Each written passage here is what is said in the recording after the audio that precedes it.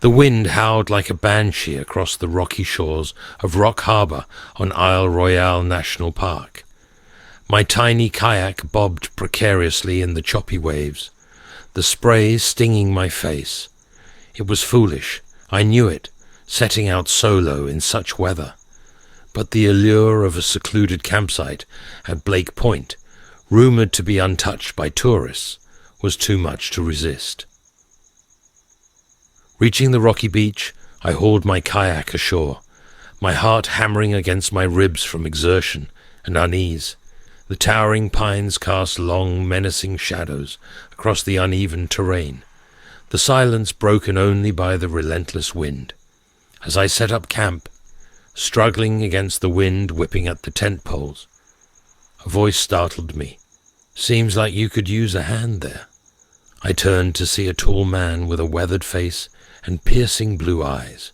He wore worn hiking gear and a reassuring smile. This was John. As he introduced himself, a fellow adventurer who, like me, craved solitude. We chatted over a shared dinner of lukewarm beans, him telling tales of previous solo expeditions, me gushing about the untouched beauty of the island. His easygoing nature and vast knowledge of the park put me at ease. The next morning, John proposed a hike to a hidden waterfall he claimed to know about. Intrigued, I agreed. The trail John led me on was overgrown and treacherous, pushing through dense undergrowth and scrambling over moss-covered boulders. Hours passed before we reached a clearing. John pointed triumphantly to a cascading waterfall, a magnificent sight even amidst the growing darkness.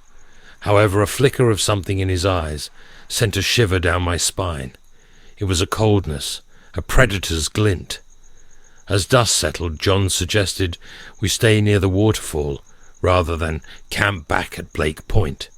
"The terrain is safer here at night," he insisted, his voice tight. My gut screamed at me, but John seemed so sure. We built a rudimentary shelter under a rocky overhang and huddled together for warmth.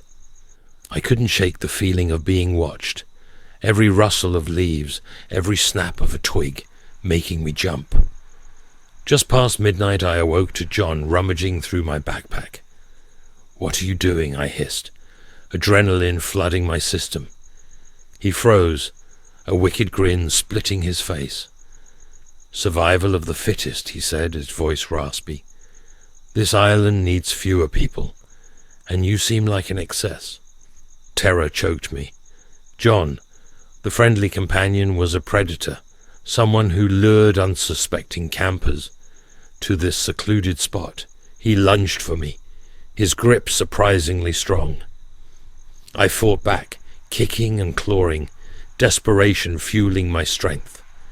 We grappled on the uneven ground, the crashing water a maddening backdrop. John, however, was bigger, stronger. Just as I felt myself losing the fight, a glint of metal caught my eye. A rusty hunting knife lay forgotten on the damp ground, remnants of a past campsite. I lunged for it, grabbing the handle as John pinned me down.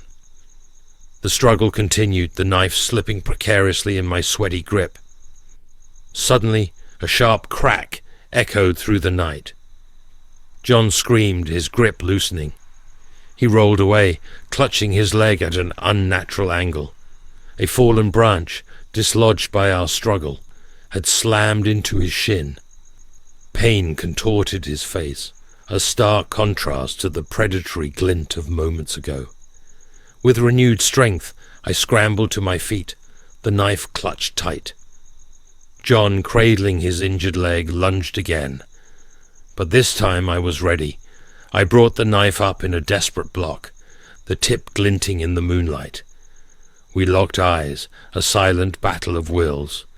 Then, with a groan of pain, John recoiled, defeated. He sank to the ground, staring at me with a mixture of hatred and fear. The night stretched on, a tense standoff between us. At daybreak, I used John's own supplies to fashion a makeshift splint for his leg, the pain etched on his face a grim reminder of his attack. We waited in silence, the sound of the waterfall a constant murmur. Finally, in the distance I saw the faint outline of a Coast Guard rescue boat drawn by my emergency beacon. Relief washed over me, bittersweet but powerful. As the boat approached, John whimpered, his eyes pleading. He wasn't a monster, he was a desperate man, driven to a dark place by a need for survival.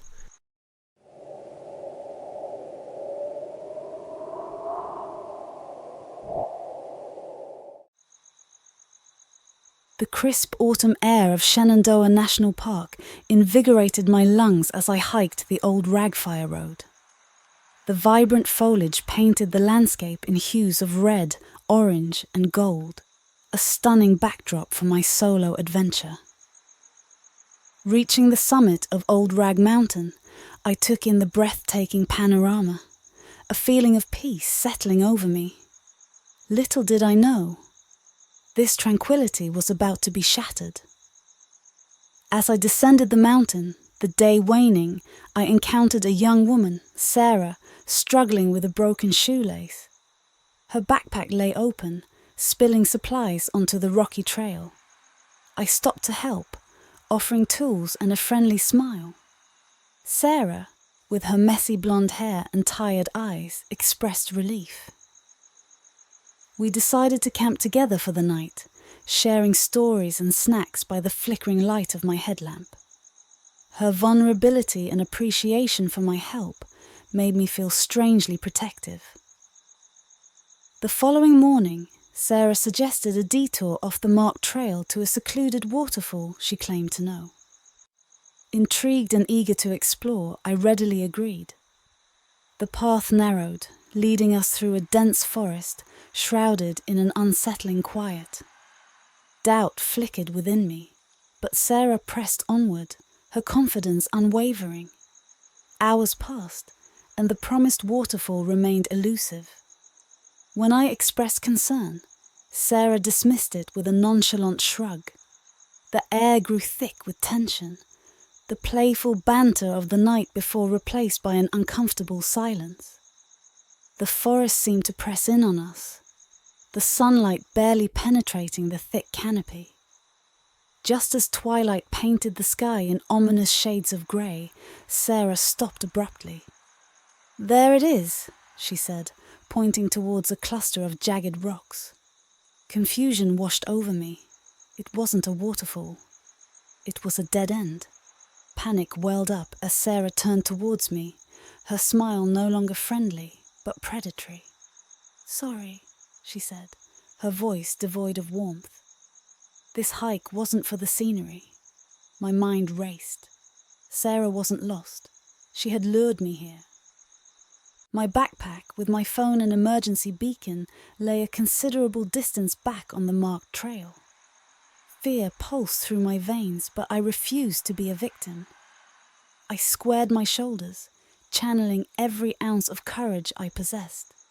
"What do you want?" I demanded, my voice surprisingly steady. She chuckled, a cold sound devoid of humour. "Your supplies," she said, eyeing my backpack. And silence. Realization dawned. Sarah wasn't a hiker. She was a thief, preying on unsuspecting adventurers in the secluded corners of the park. Desperate, I remembered a small, sharp multi-tool I kept tucked away in my pocket. As Sarah lunged for my backpack, I whipped out the tool, its silver glint catching the fading sunlight. The sudden movement startled her, giving me a precious split-second advantage. I brandished the tool, my voice firm. "Back off, Sarah." She hesitated, surprised by my defiance. The standoff continued, the tension thick enough to cut with a knife. Then, a distant sound broke the silence, the rhythmic crunch of approaching footsteps. Relief washed over me. "Hikers!" Sarah cursed under her breath, snatching a granola bar from my open bag before melting back into the dense foliage. The approaching hikers, a park ranger and his group, became my salvation.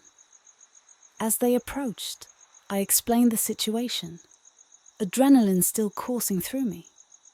The ranger, a seasoned man with a stern expression, followed my directions and apprehended Sarah deeper in the woods.